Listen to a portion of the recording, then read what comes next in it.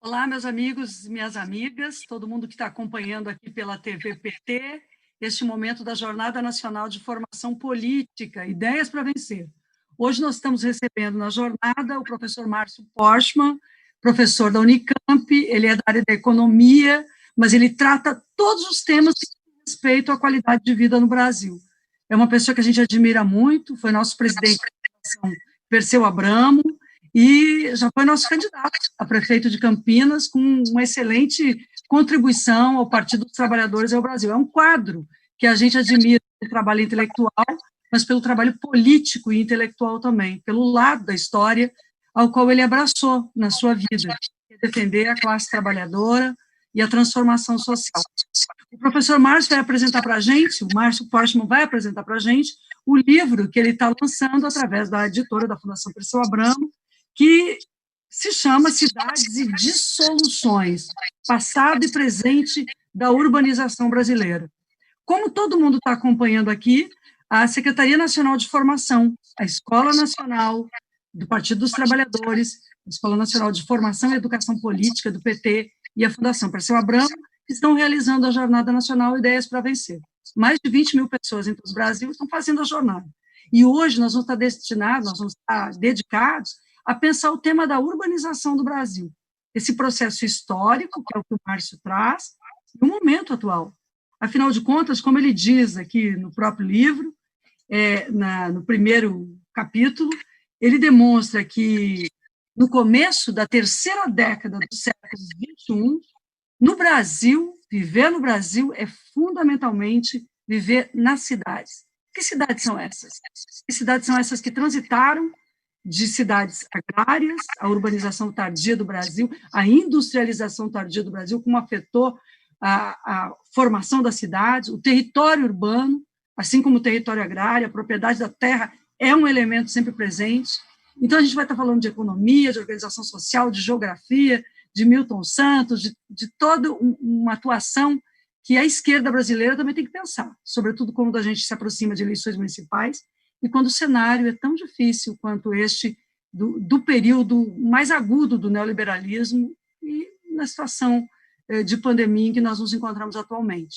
O Márcio, então, vai apresentar para a gente, eu vou passar para ele já, e eu quero dar boas-vindas à jornada que ele ajudou a organizar, como presidente da Fundação Perseu Abramo, dando os primeiros elementos para a gente. Essa jornada nacional tem também a inspiração em pessoas como tu e no teu trabalho. Querido professor, intelectual Márcio Porchman. Passo a palavra para ti e vamos ficar acompanhando, nós todos de todo o Brasil, todos e todas de todo o Brasil que estamos fazendo a jornada. Bem-vindo, Márcio. Obrigada pelo livro e um bom trabalho para a gente. Salve, deputada Maria do Rosário. Sempre uma grande satisfação poder compartilhar diálogos como esse e conhecedor que sou da tua trajetória, do teu compromisso com o povo trabalhador brasileiro. Já demonstrasse isso em várias oportunidades e é a nossa fonte de inspiração. Agradeço também a todos que ajudaram a construir esse momento, um momento muito rico na trajetória do nosso partido que enfrenta a sua 10ª eleição desde a sua constituição no início dos anos 80 e tem um desafio enorme que é justamente corresponder aos desejos da classe trabalhadora brasileira em função da situação que estamos vivendo, mas é uma situação que nos permite, com muita vontade, com muito dinamismo, com um projeto teórico e com convicções práticas, dar um passo decisivo em termos de desejos a serem realizados do ponto de vista de uma maioria a ser construída. Saúdo, então, a Escola Nacional de Formação do Partido dos Trabalhadores, Fundação Perseu Abramo, Secretaria Nacional que você dirige, por compreender e ter sensibilidade para poder oferecer as melhores informações e o conhecimento para que os nossos candidatos, aqueles que estão assumindo o protagonismo de levar a bandeira do PT nessas eleições à frente, seja na condição de candidato a vereador, candidato a prefeito, a vice-prefeito, nas múltiplas situações que nós temos num país de dimensão continental, cuja diversidade é talvez a nossa principal riqueza e a nossa talvez maior fragilidade é a desigualdade. Muito bem, nós teremos um tempo inferior a 40 minutos e procurarei dividir em duas partes. Uma primeira parte, que é basicamente a temática pela qual construímos este livro que está sendo divulgado, e aqui faço parênteses para agradecer à Fundação Perseu Brama, sua editora, especialmente o companheiro Rogério, que, junto com a sua equipe, não deixou de nos ajudar e compreender a importância da publicação para esse momento e, portanto, agilizou essa publicação. Muito obrigado. Essa publicação da Fundação Perseu Abramo é coordenada por Alexandre Guerra e por Rony Silva, que foi também o companheiro a qual eu me agreguei, para fazer uma reflexão a respeito do tema das cidades neste início do século XXI, praticamente nessa terceira década do século XXI. Então, eu vou, na verdade, sintetizar e convido a todos que tiverem interesse nesse tipo de literatura a buscar junto ao site da Fundação Perseu Abramo, que disponibiliza gratuitamente esse livro, como todos os demais, inclusive, livros produzidos pela Fundação estão disponíveis gratuitamente. Então, aqueles que tiverem interesse poderão buscar junto à Fundação, através do seu sítio, esse livro que está disponível. Bem, e então na primeira parte da minha fala é justamente explicando um pouquinho o que diz respeito aos vetores principais da mudança na trajetória da urbanização brasileira, né, que praticamente é marcada a partir da última década do século passado, a partir dos anos 90, que nós temos então um vetor que transforma a estrutura das cidades brasileiras. Então, vou aqui chamar a atenção para 4 elementos fundantes dessa transformação das cidades nas quais nós vivemos e muitas vezes pelo nosso cotidiano nós terminamos não percebendo a força dessas mudanças. E a segunda parte, a última parte, vou de certa maneira fazer aqui uma breve exposição que não faz parte do livro, mas entendendo a emergência da questão colocada para hoje, que diz respeito à pandemia do coronavírus, que, de certa forma, é uma espécie de um terremoto que muda muita coisa, né? Muda o cenário que certamente tínhamos no início do ano em relação a como encaminhar as candidaturas e qual o conteúdo do nosso programa, mas certamente a pandemia altera muito daquilo que pensávamos e impõe novas exigências de reflexão. Então, vou tratar desse tema mais crucial, ao meu modo de ver, chamando atenção para os reflexos da pandemia na economia, na sociedade, portanto, nas cidades brasileiras.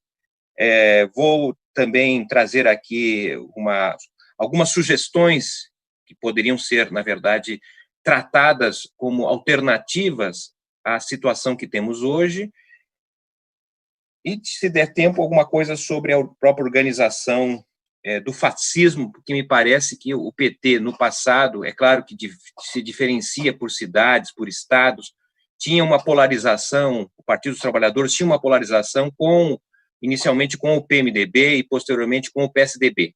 E me parece que a polarização que nós temos hoje não diz respeito mais a esses dois partidos, mas sim com o fascismo que se organiza. Então, a última parte seria, basicamente, alguns elementos sobre isso, né?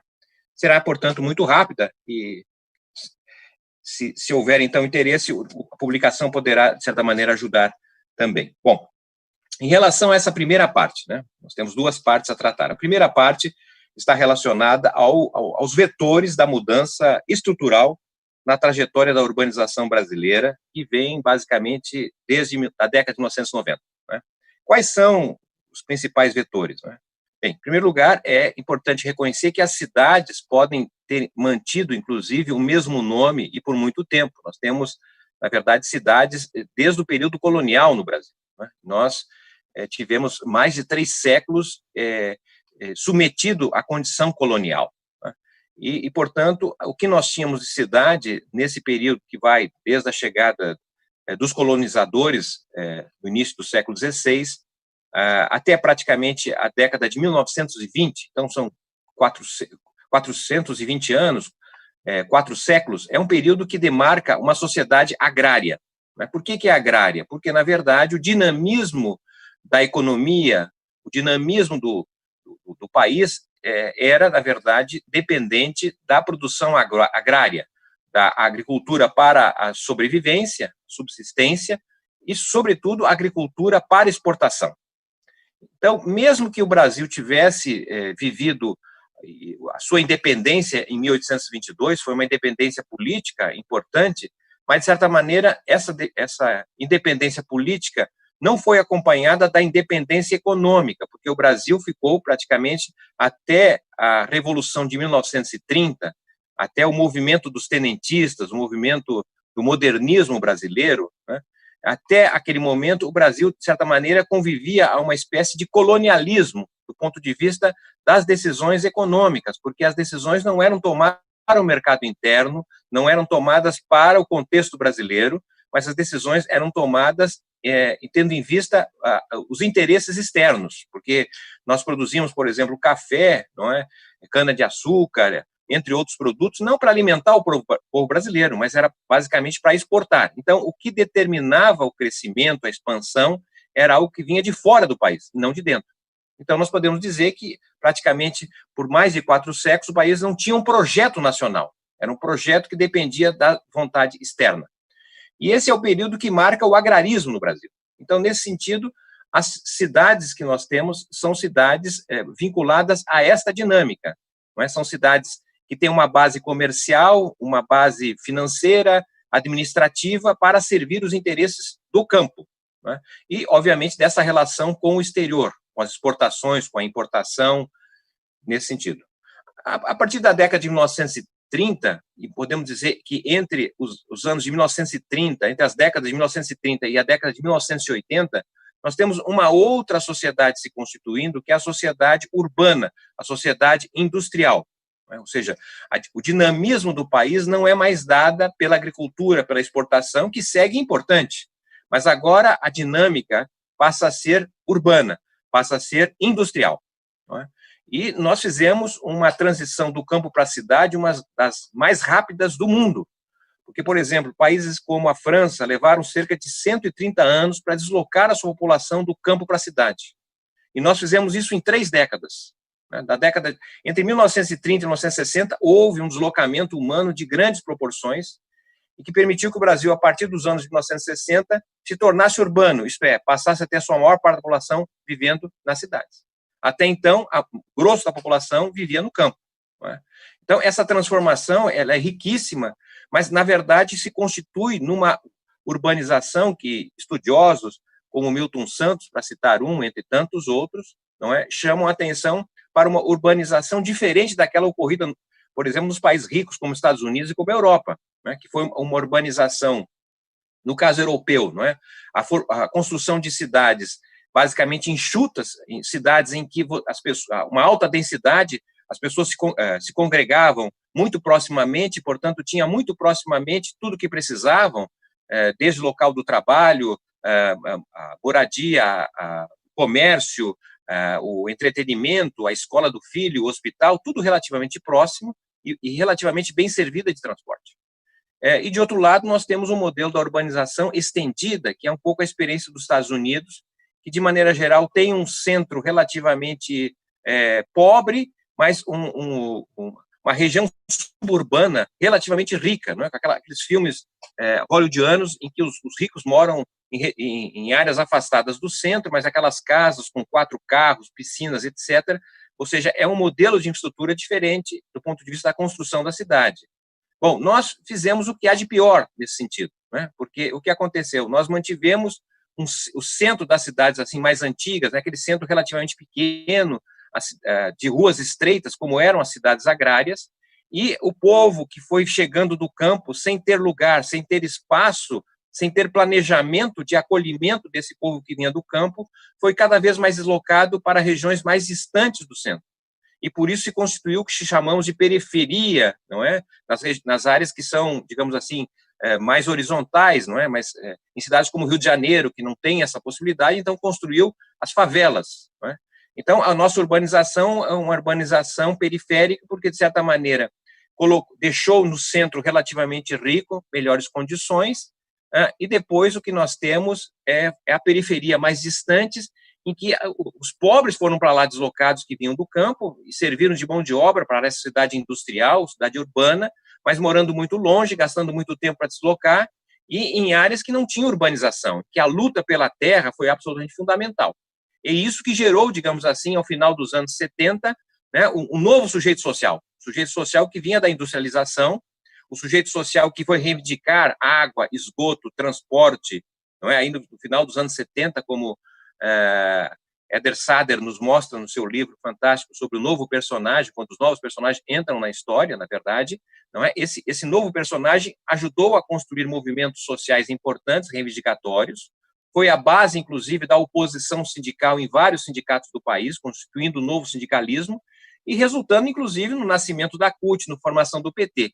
Então, o nosso partido tem a ver justamente com essa forma de urbanização, não é? Com a construção histórica. Bem, a partir dos anos 80, mas temos como referência a era dos Fernandos, né? Fernando Collor, Fernando Henrique Cardoso. Esses Fernandos, na verdade, são importantes de marcar porque é o momento em que o Brasil abandona o seu projeto industrial e o Brasil se integra de forma passiva e subordinada à globalização. Então, é a partir de 1990 que o Brasil, na verdade, abandona aquele projeto nacional da industrialização, de construção do seu mercado interno, e ao se integrar à globalização, ele, na verdade, estabelece uma espécie de desistência histórica de suas elites empresariais, que, ao invés de fundar aqui o projeto de expansão nacional, passa, na verdade, cada vez mais depender do exterior. E, dessa forma, nós vamos nos integrando às cadeias globais de valor de maneira, então, dependente. Não é? E vamos ter a presença, a transformação do antigo empresário industrial, não é, num comerciante, num empresário que mantém a sua indústria, mas passa a importar produtos industriais, montar localmente. Então, há uma substituição de produtos nacionais por importados, por montagem.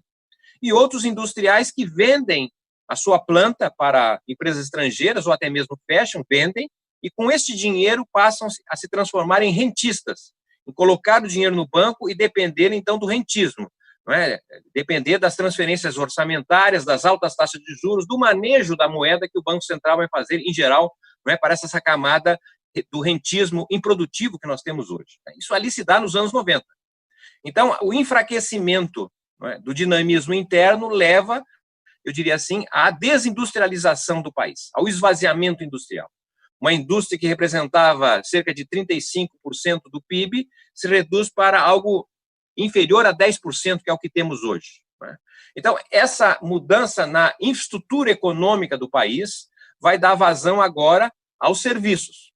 Somos, fundamentalmente, uma sociedade de serviços. 4/5 da ocupação hoje, praticamente, estão associados a serviços. E hoje as nossas cidades, que tinham uma base industrial, passaram a ser fundamentalmente de serviços. Alguém vai dizer, mas eu moro numa cidade e nunca teve indústria. Não é? Então, nós nunca fomos cidades industriais. A ideia de cidade industrial, ou mesmo cidade agrária, ou cidade de serviços, não é necessariamente pela presença, no caso da indústria, de haver indústria na cidade, mas tem a ver com a dinâmica que a indústria... a dinâmica que a cidade passa a ter como se fosse uma indústria. Vamos pensar assim, no século XIX, por exemplo, como é que funcionavam as cidades? Não é? As cidades funcionavam, começavam a trabalhar ali, o comércio abria às 7h30, 8 horas, e até 11 horas, meio-dia, fechava, e depois às 2 horas recomeçava até 6 horas da tarde, alguma coisa assim. Não é? Era mais ou menos assim a dinâmica da cidade. Bom, com a industrialização, ou com a presença da lógica industrial, as cidades passam a não mais fechar ao meio-dia, o comércio fica aberto, começa a abrir de noite, você não tem apenas estudar de manhã ou de tarde, estuda à noite. Você tem uma outra dinâmica de organização que é dada pela lógica industrial. Não é? Por exemplo, eu sou professor universitário e eu trabalho numa universidade como se fosse uma indústria. Eu tenho um registro assinado que tem que entrar num determinado horário, sair outro horário. Mas quem disse que essa é a melhor forma de estudar? Não é? Bom, é esse o modelo industrial. Bom, na sociedade de serviços, a lógica pode ser completamente outra. Não precisamos funcionar, não precisamos ter todo dia, Não é a população sair, levantar 5, 6 horas da manhã para tomar um ônibus, andar 1 hora, um pouco mais, um pouco menos, para ir até o local de trabalho e depois voltar no final da tarde, gastando 4 horas ou mais ou menos do seu tempo de vida no deslocamento. Nós podemos, na verdade, nas cidades de serviços, ter novas centralidades, porque a dinâmica está sendo dada pelo serviço. Não é? Agora, hoje, essa semana, foi divulgado um estudo que mostra que, por exemplo, nós temos cerca de 1/5 dos trabalhadores brasileiros já fazem trabalho em casa, home office, tá certo? É o teletrabalho, o trabalho em casa. O que significa isso, trabalhar em casa? É bom, é ruim? Qual a repercussão na família, com as crianças? Será que se trabalha mais, se trabalha menos, tá certo? Mas já é uma outra forma de organização. Então, isso abre espaço, obviamente, na lógica de serviços, para, do ponto de vista administrativo, planejar a cidade de outro tipo. Por que nós vamos ter que fazer uma licitação para o transporte coletivo para os próximos 20 anos, repetindo a cidade do passado? Tendo em vista que hoje tem presença de transporte de outra maneira, o Uber, outros aplicativos. Precisamos considerar isso. Nós estamos vendo hoje uma presença muito grande das pessoas aprendendo, estudando em casa. Será que isso veio para ficar ou é só por conta da pandemia? Então, nós temos que ser criativos e entender que estamos diante de cidades diferentes. Então, essa é uma questão importante. Diante da decadência industrial, uma ascensão das cidades. Outra questão importante está relacionado, eu diria assim, à expansão das cidades médias e uma estagnação das cidades grandes. Há uma espécie de desmetropolização do país. O fruto da industrialização foi a metropolização, a criação aí de grandes centros metropolitanos. Ora, o que nós estamos vendo é uma certa paralisia demográfica, as grandes cidades praticamente já não mais crescem, e hoje as cidades mais dinâmicas são as cidades médias, certo? Isso, obviamente, nos oferece uma outra perspectiva, de reconhecer que aonde está o centro mais dinâmico, onde é que estão os problemas, tá certo? É algo que a gente precisa considerar do ponto de vista das decisões de investimento, decisões, na verdade, de organização espacial do território. Terceiro aspecto que me parece importante para mencionar, mas obviamente tem muitas implicações, é a alteração demográfica e o surgimento de um novo sujeito social. Que alteração demográfica? Bom, em primeiro lugar, reconhecer a queda na taxa de fecundidade. Já não nascem tantas crianças como no passado, não é mais o mesmo número de crianças por mulheres, já não é a mesma organização familiar do passado, 2 adultos, 2 ou 3 crianças, talvez hoje muito mais a família monoparental, um adulto ou uma criança, geralmente esse adulto é uma mulher, quando não um idoso. É outra forma de organização. Nós temos, em algumas cidades, por exemplo, 1/3 da população já reside sozinha. Então, são questões novas do ponto de vista demográfico. A longevidade, a presença agora na população de mais pessoas com mais idade em relação às pessoas de menos idade.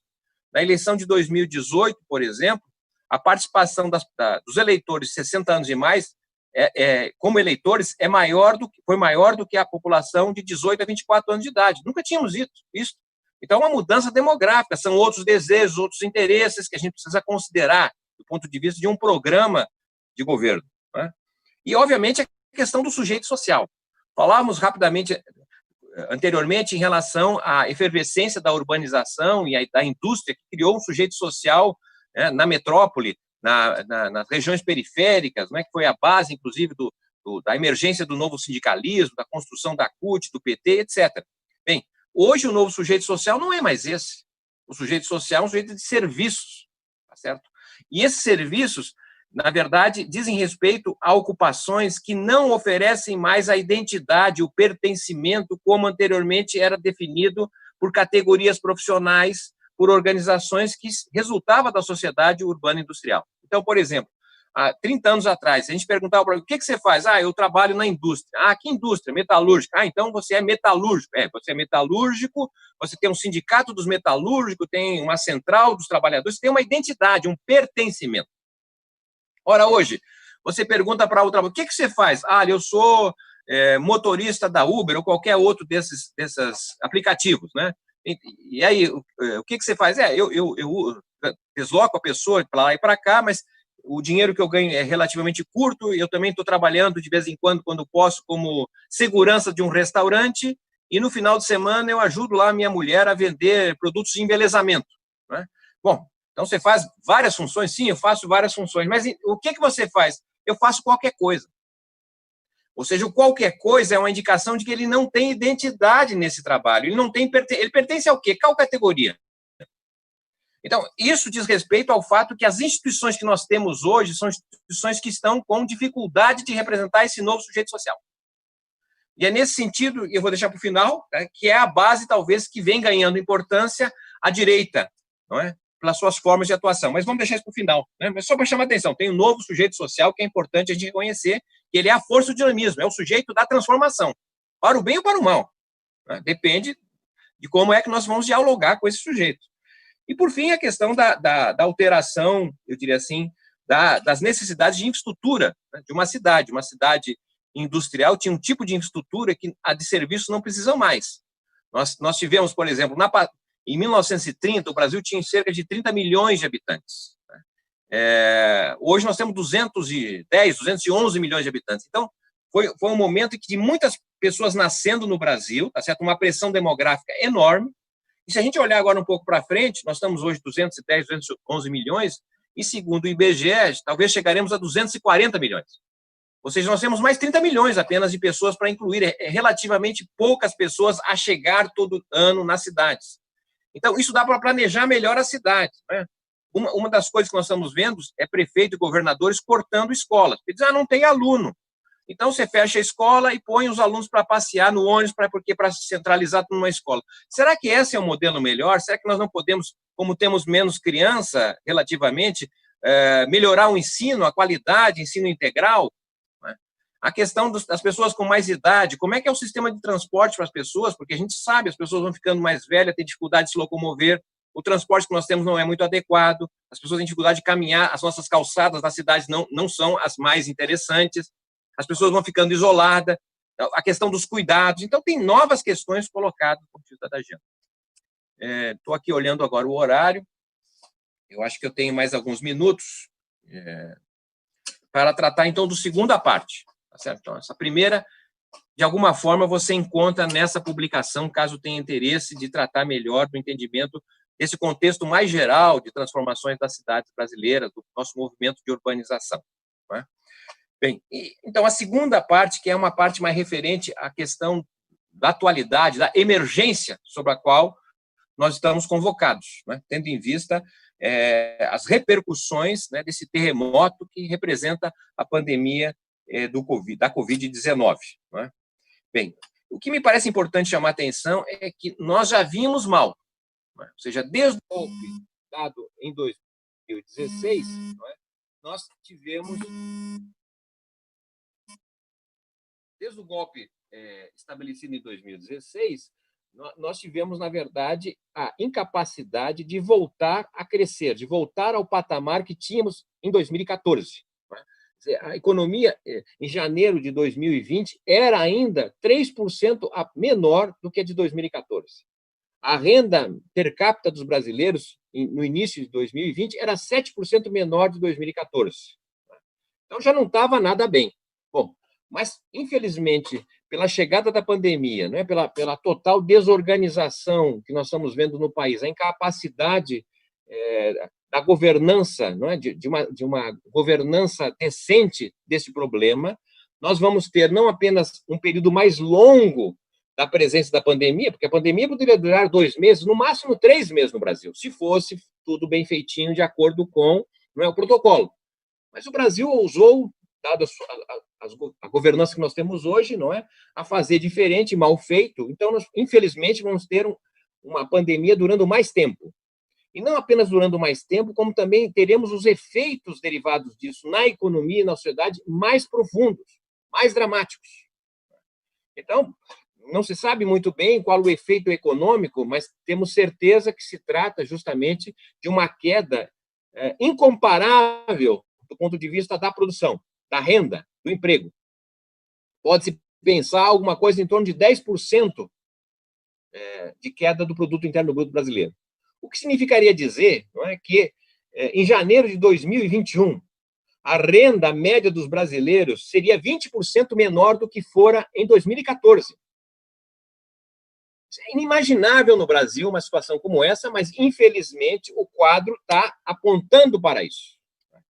Então, dentro dessa circunstância de uma queda em torno de 10% do PIB, não é? Uma quebra grande das pequenas empresas, dos pequenos negócios, não é? Uma queda da arrecadação pública, o que nós, enquanto partido, podemos responder aos anseios? Porque são desejos de outra magnitude que a população vai ter. O que podemos fazer?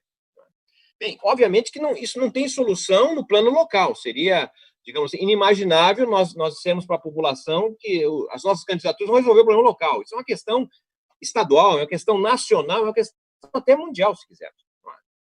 Mas nós não podemos também deixar de informar que o nosso partido tem solução.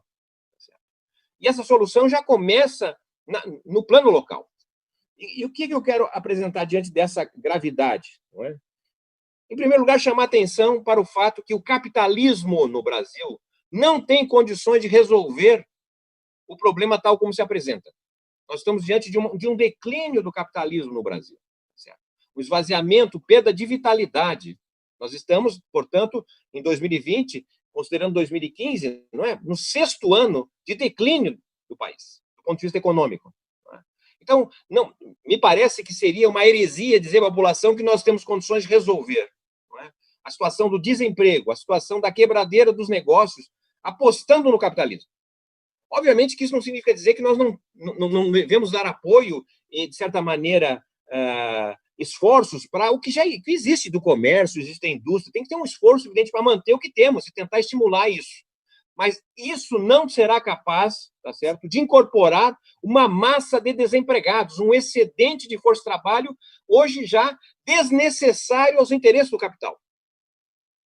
Se no início de 2020, se em janeiro de 2020, nós tínhamos, segundo o IBGE, uma espécie de 1 a cada 4 brasileiros desempregado, não é? Desalentado, ou procurando trabalho, porque o tipo de trabalho que fazia era um bico que não dava a ideia de trabalho e de renda, se nós tínhamos isso no início de janeiro, talvez no final deste ano nós tenhamos 40% ou 50% da população nessa circunstância. Então, o que nós vamos dizer? Que o capitalismo vai solucionar, que nós vamos gerar emprego para... Não. Certo? Então, o que eu quero chamar a atenção é o seguinte, me parece importante nós discutirmos a possibilidade de apresentarmos também um projeto que eu diria assim, pós-capitalista. Por que pós-capitalista? Porque, na verdade, é um projeto, tá certo, que passa a reconhecer o trabalho humano não a partir dos princípios validadores do trabalho pelo mercado. Porque o capitalismo estabelece como trabalho tão somente aquilo que é validado via mercado. Vou dar um exemplo do que eu quero dizer. O trabalho que muitos, se não todos aqui fazem, não é, nas suas casas, é lavar prato, lavar louça.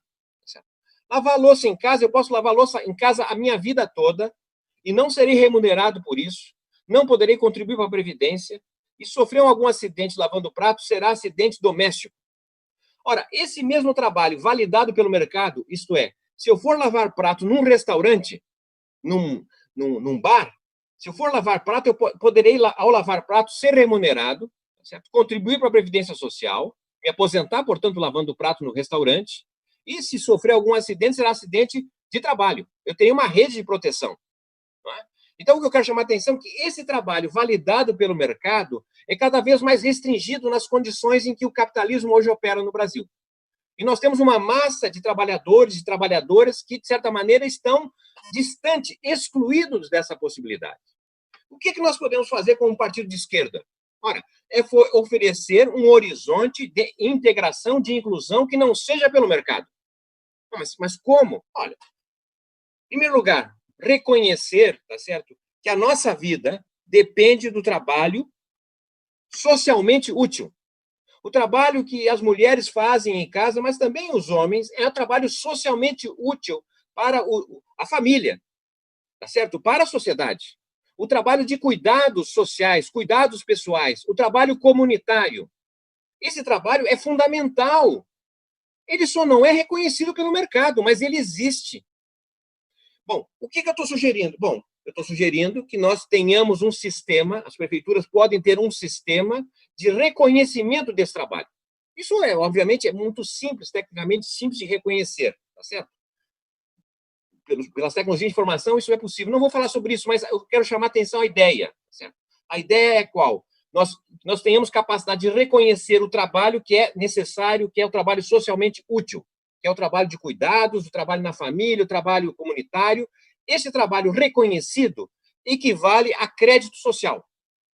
Tá certo? O trabalho desenvolvido tem uma jornada que você utiliza para algum cuidado pessoal, aí ao supermercado para uma pessoa idosa fazer compras, tá certo? Por hipótese, cuidar de criança, etc. Isso te dá um crédito em função da jornada de trabalho. Este crédito social, você pode trocá-lo no banco comunitário, estou dando esse nome, pode ser outro, no banco comunitário, você troca o crédito social por uma moeda social. Com base nessa moeda social, você tem a possibilidade, portanto, de financiar a sua sobrevivência. Isso é, você vai, portanto, ao mercado agora, no supermercado, no mercadinho, na frutaria, onde for necessário para atender às suas necessidades. Ou seja, é uma forma de mover a localidade, tá certo? Com uma moeda que não é a moeda capitalista.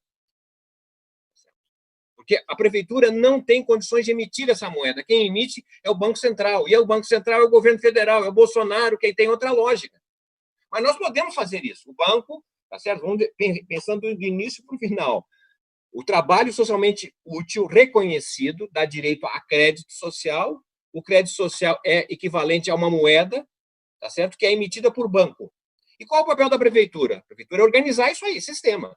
Como é que se reconhece quem é que é trabalhador, um cadastro, registro, hora trabalhada, tá certo? A moeda emitida e o orçamento municipal lastreia essa moeda.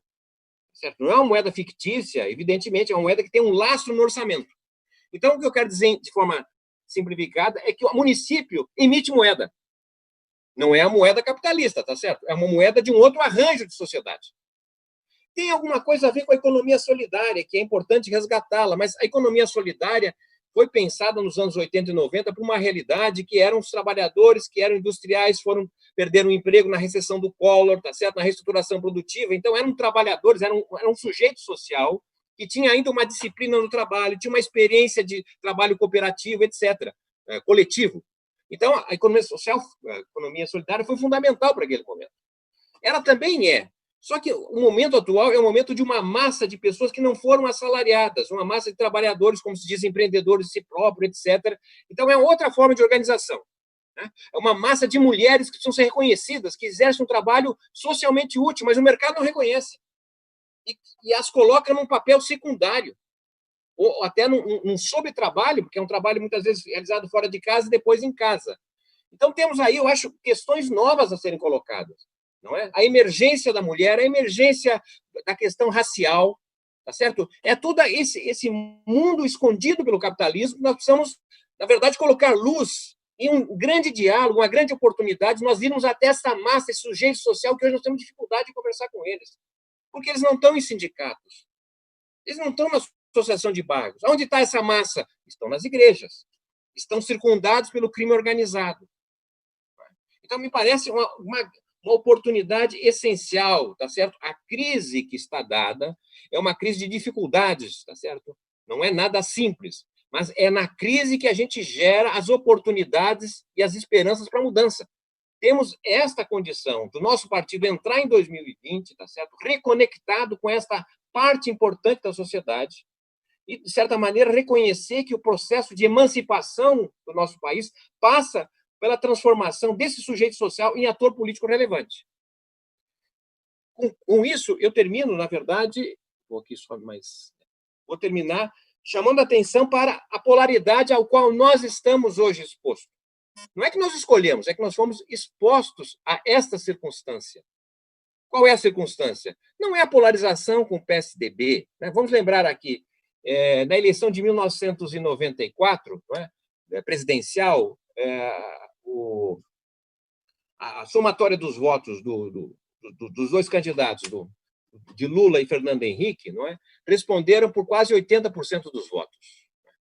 Na eleição da presidenta Dilma com o Aécio, em 2014, não é? Também foi altamente polarizada, os dois, no primeiro turno, a somatória dos dois votos dava em torno de 70% dos votos. Agora, na eleição de 2018, não é, a somatória dos votos do nosso candidato, o Fernando Haddad, não é, e de Alckmin, do PSDB, não deu alguma coisa em torno de menos da metade do que havia sido em 2014. Então, a nossa polaridade hoje, óbvio que tem diferenças locais, regionais, tá certo, estaduais, mas, de maneira geral, a nossa polarização é com a organização desse fascismo, do protofascismo, que vem, na verdade, da extrema-direita. E a extrema-direita tem 3 bases de organização que nós precisamos conhecê-la, tá certo, para saber como nós vamos enfrentar. Meu modo de ver, posso estar equivocado. Quais são as 3 bases da organização da extrema-direita no Brasil? Não é? A primeira base está relacionada, a meu modo de ver, não é, com aquilo que eu denomino como sendo o Partido da Segurança. O que é o Partido da Segurança? Não é? É, na verdade, a articulação, não é, de uma massa de trabalhadores vinculados à segurança pública e privada.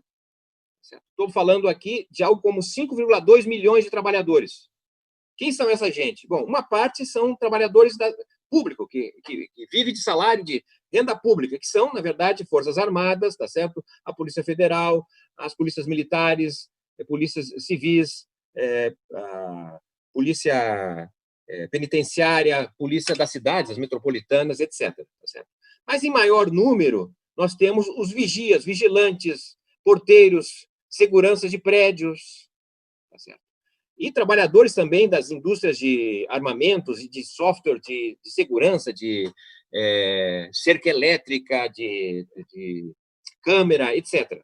O que eu estou dizendo isso? Esses trabalhadores já existiam há mais tempo, mas esses trabalhadores têm uma espécie de doutrina. Qual é a doutrina? A doutrina da segurança. São trabalhadores submetidos à hierarquia, não é? À centralidade, em geral, ao uso de armas, se não diretamente portadores, mas sabem usar armas, certo? E tem uma visão de mundo em geral. Então, há uma espécie de doutrina que já existia há mais tempo, não é novidade. Só que o problema da insegurança pública no Brasil cresceu tanto que esse número de trabalhadores aumentou brutalmente. Um dos segmentos que mais cresceu no Brasil é o emprego nessas áreas de segurança. Mas tem a base, na verdade, desse Partido de Segurança se dá através do surgimento das redes de informação. O WhatsApp, na verdade, foi sendo montado uma informação sistemática a esse segmento, conectou essas pessoas, tá certo, em torno de ideias, seja lá pró-Bolsonaro, tá certo, fake news. Na verdade, armou a sociedade não, armou esse conjunto de trabalhadores. Esse conjunto de trabalhadores, se a gente considerar que tem famílias, que tem alguma rede social, nós estamos falando de cerca de 15% do eleitorado brasileiro. Pode ser mais, pode ser menos. Esse 15% vai estar presente nas eleições municipais. Pode estar organizado em torno de um candidato ou fragmentado, mas eles vão ter uma presença organizada. É isso que justifica, de alguma forma, pela primeira vez na história do Brasil, a extrema-direita ser popular. Certo? Nós tínhamos extrema-direita no regime da ditadura, mas não era democracia, não tinha voto. Tínhamos extrema-direita sendo eleita em alguma cidade ou algum governador, mas nunca nacional. Então, tem uma base concreta, a meu modo de ver. Não é? A segunda base social, ao que parece, não é a forma de funcionamento do fanatismo religioso. Que isso já existia no Brasil, não é? Na virada do século XIX, que era mais ou menos vinculado à Igreja Católica, agora não é católico, tá certo? É um fanatismo, é a presença constante. Não é? Antes nós tínhamos a comunidade eclesiais de base lá nos bairros. Hoje você tem o pastor. Certo? Ele está lá 24 horas por dia. É ele que, de certa maneira, ajuda a resolver os problemas do dia a dia. Nós, militantes, tá certo? Do partido, do sindicato, na verdade, nós somos especialistas para determinado tema. Se eu sou um dirigente sindical, não é? Em tese, eu teria que saber de cor e salteado a CLT, porque as pessoas que vão procurar o sindicato são pessoas que têm carteira assinada, que foram demitidos, e aí eu tenho que saber se a pessoa foi demitida corretamente ou não, se não tem que entrar na justiça. Eu sou especialista nesse tema. Mas eu não sei muita coisa a dizer sobre o transporte, sobre o problema do saneamento, sobre a questão da segurança. O pastor é alguém que sabe de muitas coisas. E ele, ao reunir, não é, na sua assembleia, ele não só reúne por conta da questão salarial, ele reúne porque as pessoas estão só, porque também tem um problema de segurança. Ele, na verdade, é alguém que dá respostas, ou a igreja, não é? Dar respostas para múltiplas questões. Em geral, nós temos dificuldade de fazer isso. Porque não era assim que nós organizamos, nós somos fruto da sociedade industrial e não da de serviço. Né? Então, as igrejas, tá certo? Sobretudo o neopentecostal, a teologia da libertação, que foi importante na formação do PT, mas agora é outra teologia, é da prosperidade. Esta questão me parece importante a ser considerada com a terceira base que se organiza agora da extrema-direita, tá certo? Que é, na verdade, o assistencialismo. Se nós pararmos para pensar agora, o que nós estamos vendo diante da pandemia é dos maiores investimentos que está sendo feitos na questão social no Brasil, eu diria assim, do assistencialismo. Nós temos hoje, né, vamos analisar o que aconteceu, isso pode ser tudo provisório, mas é o que temos. Tá? Nós tivemos 1,2 milhão de famílias a mais no Bolsa Família. Ótimo isso, tá certo? Mas é preciso só reconhecer os números. 1.200.000 famílias a mais no Bolsa Família. Hoje são 14.200.000 famílias. 95% dessas famílias estão recebendo 3 vezes mais que recebiam anteriormente, por força do auxílio emergencial. Melhorou, portanto, a renda dessas pessoas. Né? Bom, segundo lugar, nós temos 59 milhões de trabalhadores que foram beneficiados pelo auxílio emergencial, de R$600 a R$1.200. Certo? A proposta inicial era 200, o PT se mobilizou com outros partidos, conseguiu elevar para 600. Mas são 59 milhões de pessoas. 30 milhões vêm do CAD único, né? do cadastro que nós tínhamos para ali selecionar pessoas do Bolsa Família. Mas tem 29 milhões de pessoas que entraram nesse programa que nunca receberam absolutamente nada do Estado. É o novo público. E temos ainda 10 milhões de trabalhadores que foram beneficiados por aquele programa emergencial, não é? Que é uma renda que vem aí do seguro-desemprego para pessoas que tiveram o seu contrato de trabalho suspenso ou redução de jornada. Então, o que nós estamos falando aqui? Tá certo? Nós estamos falando, na verdade, de alguma coisa como quase 4/5 da força de trabalho hoje está beneficiada com alguma renda que vem do Estado. Esse é um público, tradicionalmente, que nós trabalhávamos no PT, que passou a ser disputado pelas igrejas, tá certo? E agora entra também o governo federal. Vamos lembrar que o Bolsa Família, esse programa fantástico, ele foi feito compartilhado com as prefeituras. Certo? O cadastro também é gerido pelo prefeito, pelo poder local. Só que esse programa, esses programas agora, sobretudo auxílio emergencial e esse emprego também emergencial, isso é tudo controlado pelo governo federal. Tá certo? É o cadastro do governo federal. Portanto, não é? Precisamos ter preocupado com isso, porque o governo federal agora não passa mais pela prefeitura. Ele pode atuar de forma federal, para o bem ou para o mal. Então, me parece que essa é uma questão que a gente precisa considerar. Ou seja, nós temos hoje uma polarização com a extrema-direita, e a extrema-direita se organiza num partido que não se apresenta como partido, ele não vai estar com seus candidatos, tá certo? Não é um partido com uma sigla oficial, mas ele tem, não é, um segmento organizado com armas, tá certo? Uma milícia. Bem, e a gente viu, inclusive, aí nas manifestações que ocorreram, uma parte em determinados lugares da polícia protegendo quem defendia Bolsonaro, não é? E reprimindo quem era contra o Bolsonaro. Então, essa é uma questão nova, importante ser considerada. O papel das igrejas, tá certo? Que é outro aspecto importante. O pastor está sempre lá conversando com o povo, está presente. As igrejas ficam a 50 metros onde as pessoas moram. E, em terceiro lugar, a emergência aí desse novo assistencialismo, tá certo? É a chegada do governo federal para esses segmentos que nós, até então, não imaginávamos de um governo neoliberal pudesse estar tendo essa presença. Não é? Bem, obviamente aqui não resolvi os problemas, não sou dono da verdade, meu papel aqui é estimular a reflexão, porque a reflexão é muito importante para a gente entender o papel histórico de cada um de nós, de cada candidato, a prefeito, a vice-prefeito, a vereador. Tá certo? Nós temos uma oportunidade que talvez nenhuma outra geração teve, que é de fazer com as nossas próprias mãos a transformação que esse país precisa. No momento mais difícil é quando o PT aparece. Ou aparece com a solução, dialogando com esse novo sujeito social. É assim que eu vejo essa grande oportunidade que nós temos e acredito que nós vamos fazer diferente, porque cada um quer dar a sua contribuição, o melhor de si, para mudar o país rumo àquilo que nós imaginamos, um Brasil superior, solidário e fraterno e desenvolvido. Muito obrigado, companheira e companheiros, por esta oportunidade. Passo a você, deputada Maria, agradecendo mais uma vez aí seu carinho. Muito obrigada.